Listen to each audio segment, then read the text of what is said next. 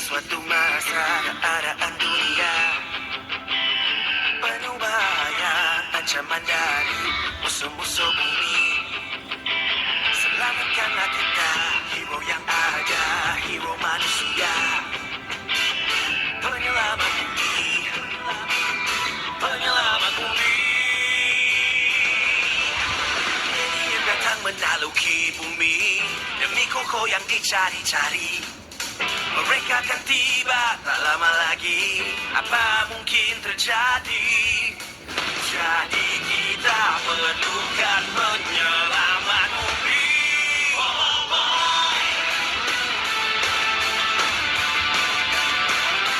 Bobotoy.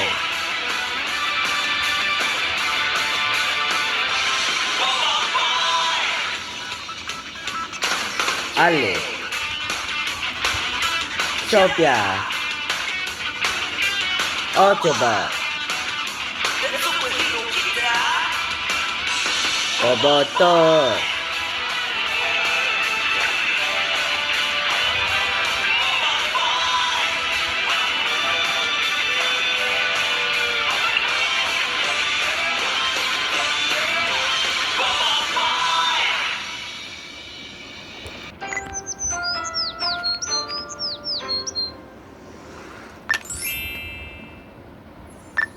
Assalamualaikum kawan-kawan. Selamat datang ke vlog Sofia. Hari ni Papa bawa kami berkelah kat Padang. Seronok. Sofia suka. Alif suka. Mestilah Alif suka. Lepas ni dah nak puasa. Tak boleh nak berkelah macam ni dah. Ha? Puasa? Bila Papa? Ha? Alif tak tahu. Jeng, jeng, jeng. Alah, Mama. Minggu depan, Alif. Tak lama dah. Ha? Minggu depan? Alah, nanti tak boleh nak makan makanan yang best-best lah. Boleh lah, Alif. Tapi kena tunggu waktu berbuka lah. Ha, Papa. Ceritalah lagi pasal puasa. Macam ni. Puasa ni kena tahan lapar. Tak boleh makan dan minum dari subuh sampai maghrib. Ha? Lamanya, Papa. Laparlah nanti. Sebab itulah kita kena tahan lapar.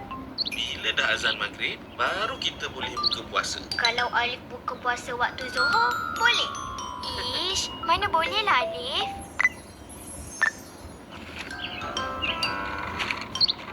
Papa, Sofia dah ingat. Ustaz kat sekolah ada cakap puasa ni banyak kebaikannya. Betul tak, Papa? Ha, ingat pun. Kalau Alif dan Sofia nak tahu, siapa yang puasa di bulan Ramadan ni nanti dapat pahala. Ha? Pahala? Betul tu, Alif. Orang yang puasa ni juga akan jadi lebih sihat. Bobotoy. Papa. Kalau lepas puasa nanti, kita boleh raya kan? Ha, kalau puasa penuh je boleh raya. Ha? Habislah Alif. Alif pun masih boleh raya. Tapi Alif kenalah cuba belajar puasa.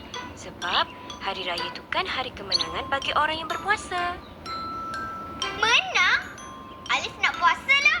Sebab Alif nak jadi pemenang. Macam itulah semangat pemenang. Bobotoy. Awesome. Sampai sini je dulu vlog Sofia. Selamat berpuasa. Bye. Jumpa lagi.